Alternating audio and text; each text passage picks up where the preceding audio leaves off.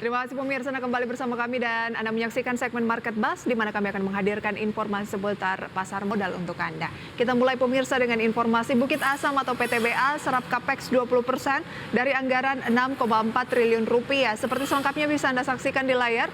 Dan juga pemirsa ada emiten Hilcon atau dengan kode saham HIL. Tepati janji, emiten baru ini tebar dividen 88,45 miliar rupiah. Selanjutnya pemirsa, kita beralih ke agenda ekonomi di mana untuk hari ini ada libur dari Amerika Serikat. Kemudian pemirsa dari Hong Kong ada tingkat pengangguran Hong Kong. Beralih pemirsa ke agenda emiten dari dalam negeri, ada sejumlah rangkaian RUPS dari ACST. Kemudian pemirsa ada BMHS, BMTR, BSNG, Demas, Friend, PANI, PNLF. Sementara HMSP pemirsa kum dividen tunai. Kita lihat pemirsa untuk Bursa Asia. Data selengkapnya juga bisa Anda saksikan di layar televisi Anda. Seperti apa pergerakan dari Bursa Asia pada pagi hari ini.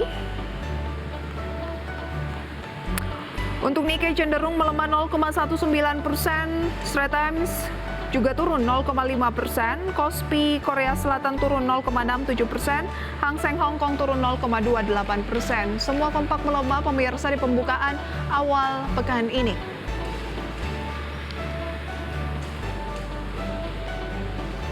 Sementara itu pemirsa, penjualan mobil listrik berbasis baterai atau BEV, Battery Electric Vehicle, secara wholesale mengalami kenaikan yang signifikan di sepanjang tahun 2023. Dikutip dari berbagai sumber, di Januari hingga Mei 2023 mencapai 4.663 unit, meroket 1.186% jika dibandingkan 363 unit pada periode yang sama di tahun lalu. Namun populasi ini dinilai masih minim dari target pemerintah, di mana produksi dipatok bisa mencapai 400.000 unit pada 2025 mendatang. Adapun populasi mobil listrik murni tahun ini masih terbilang minim dengan kontribusi terhadap pasar secara keseluruhan baru mencapai 1,1%. Terlebih pemerintah mengklaim telah memberikan bantuan insentif sebanyak 42% dari harga jual khususnya untuk produk Wuling REV dan Hyundai Ioniq 5. Dan rinciannya 42% insentif fiskal untuk mobil listrik mencakup bantuan pajak penjualan barang mewah atau PPNBM setara 13%, pajak impor 3%, BBNKB dan PKB 18%, hingga pajak pertambahan nilai DTP 10%.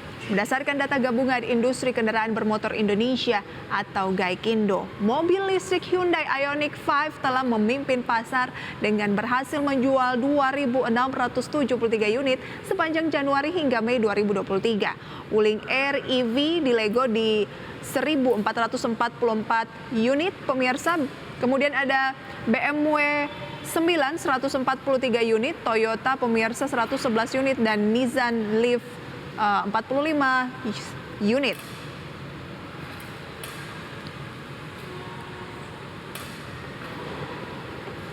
Seiring dengan informasi dari kendaraan listrik tadi pemirsa, ada PT VKTR Teknologi Mobilitas Tbk atau VKTR, pemirsa, perusahaan kendaraan listrik milik Grup Bakri akan mencatatkan sahamnya atau listing di Bursa Efek Indonesia hari ini. Selama penawaran umum perdana atau IPO, saham VKTR melebihi permintaan atau oversubscribe sebanyak 3,7 kali. VKTR melepas sebanyak 8,75 miliar saham atau setara 20% melalui IPO. Dengan harga IPO sebesar Rp100 per saham, VKTR meraup dana Rp875 miliar. Adapun nilai kapitalisasi pasarnya mencapai Rp4,37 triliun. Saham VKTR akan mencatat ataupun tercatat di papan pengembangan Bursa Efek Indonesia. Ya, data selengkapnya bisa Anda saksikan di layar pemirsa, dan bertindak sebagai penjamin pelaksana emisi efek adalah pemirsa Cipta Dana Sekuritas, kemudian Tribega Sekuritas Indonesia, dan Samuel Sekuritas Indonesia. Pemegang saham VKTR sebelum IPO adalah PT Bakri dan Brothers Tbk atau BNBR 56,94%. Kemudian ada PT Bakri Metal Industri 27,56% dan PT Quantum Akselerasi Indonesia 15,5%. Adapun pemirsa sekitar 40,29% dana raihan IPO untuk belanja modal atau Capital Expenditure atau CAPEX.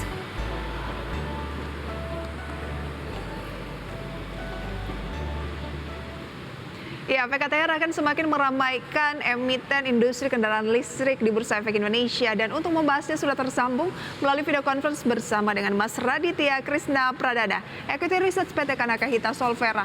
Mas Radit, selamat pagi. Halo Mbak Prisa, selamat pagi. Kabar baik, terima kasih banyak untuk waktunya pada pagi hari ini. Mas Radit, VKTR, emiten dari Grup Bakri, termasuk banyak yang meminati karena oversubscribe 3 kali begitu ya, lebih dari 3 kali. Seberapa menarik Anda melihat IPO VKTR untuk dicermati? Prisa, kami memberikan beberapa sudut pandang ya Mbak mengenai IPO dari emiten VKTR ini. Dari sisi model bisnis seperti itu, VKTR menurut kami ini salah satu sektor bisnis yang sedang menuju mature seperti itu ya Mbak, karena kami mengamati saat ini EV atau electrical vehicle saat ini di Indonesia itu sedang dalam pembangunan dan pemerataan infrastruktur, sehingga bisa dibilang lahirnya kendaraan-kendaraan listrik di masa depan itu berawal dari saat ini. Dan tentunya momen ini adalah momen yang tepat bagi VKTR untuk listing seperti itu Mbak, karena kami melihat jangka panjang dari prospek bisnis kendaraan listrik itu sangat pasti, karena kami melihat kendaraan listrik itu di masa depan akan digunakan oleh semua orang menggantikan kendaraan bahan bakar minyak saat ini. Oke, namun kalau kami berarti Mas Radit termasuk yang optimis akan prospek kendaraan listrik ya? Betul. Oke, memang tadi ada informasi penjualannya mengalami peningkatan, tetapi dinilai masih rendah dari target, baru sekitar 1,1%. Tapi ini baru permulaan begitu ya, jadi betul. Masih optimis untuk jangka menengah panjang. Nah, kalau harga final dari VKTR ini di posisi Rp100, ini kan berarti sangat terjangkau juga sebenarnya untuk retail, investor retail. Tapi Anda melihat sebenarnya apa yang menarik dari IPO VKTR ini? Apakah harga ini tergolong murah atau bagaimana?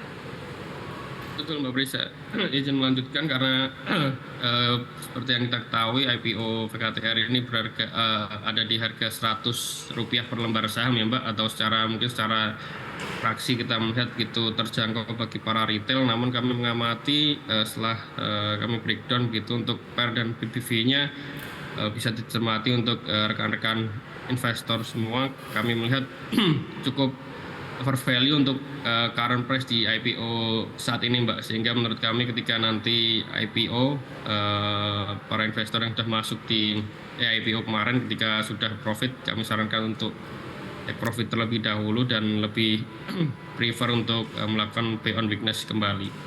Oke, menurut data yang kami himpun, ini akan masuk dalam papan pengembangan di Bursa Efek Indonesia. Jadi nanti kan IPO-nya rencananya akan berlangsung, pemirsa, seremoninya pukul 10. Nah, Anda merekomendasikan untuk mungkin kita cicil beli atau gimana? Atau tunggu, biasanya kan kalau misalnya oversubscribe ya pas opening berlari kencang dulu. Strateginya seperti apa, Mas Radit? Bisa, seperti yang kita ketahui kalau oversubscribe kan berarti artinya adalah over demand gitu ya Mbak, ketika para Bapak Ibu semua yang sudah memiliki atau sudah masuk di IPO kemarin, ketika nanti dibuka naik ataupun arah, kami sarankan untuk take profit terlebih dahulu. Dan jika Bapak Ibu yang belum memiliki atau baru ingin masuk ke VKTR, kami lebih prefer untuk pay on weakness terlebih dahulu Mbak. Oke, adapun alokasi dana hasil IPO VKTR ini adalah memang 40,29% untuk belanja modal atau capital expenditure CAPEX. 11,69% akan diberikan kepada perusahaan anak yaitu PT Bakri Auto Parts. Dan sekitar 2,5% untuk pelunasan seluruh ataupun sebagian pokok utang.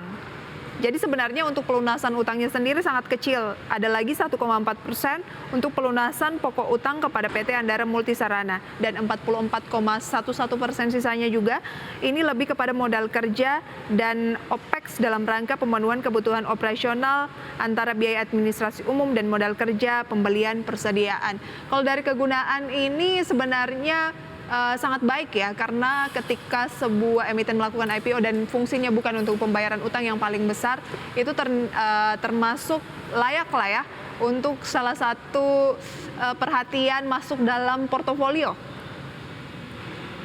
Betul Mbak Brisa, karena bisa dibilang mayoritas dari use of proceeds dari VKTR ini digunakan untuk pengembangan bisnis gitu ya Mbak, dan minoritasnya untuk pembayaran utang, sehingga kalau dari use of proceeds secara umum kami melihat cukup positif dan seharusnya bisa mendongkrak kinerja perseroan pasca IPO ini Mbak. Oke, apa yang harus dijadikan bahan pertimbangan atau mewaspadai khususnya emiten di industri kendaraan listrik, di mana memang kan ini baru mulai, berarti kan butuh waktu medium to long lah untuk pembuktian apakah kendaraan listrik memang bisa semasif itu di tanah air.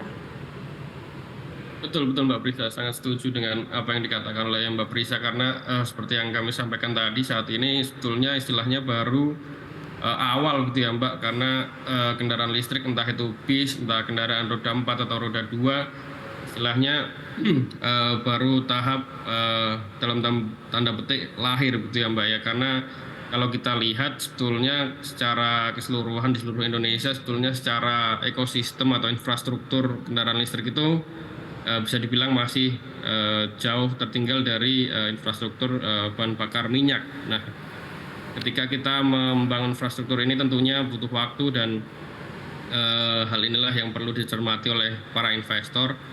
Ketika kami tadi menyampaikan bisnis ini secara long term cukup menarik, namun mungkin bisa dilihat minimal dampaknya itu di 10 tahun ke depan, karena mungkin dari 1 sampai 10 tahun ke depan itu masih bisa dalam tahap pertumbuhan dan pemerataan infrastrukturnya. Oke, tapi minimal kita keep saham-saham yang berbasis motor listrik, mobil listrik, ataupun komponen-komponennya itu berapa lama, Mas Radit?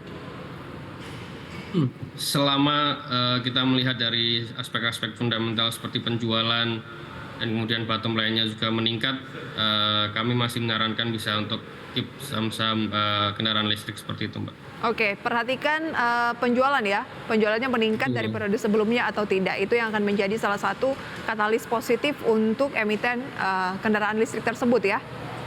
Betul Mbak Brisa. Oke, rekomendasi saham pilihan akan kita hadirkan ya Mas Radit dan juga pemirsa usai jeda pariwara berikut. Tapi kita harus jeda terlebih dahulu. Tetaplah bersama kami pemirsa di segmen Market Buzz.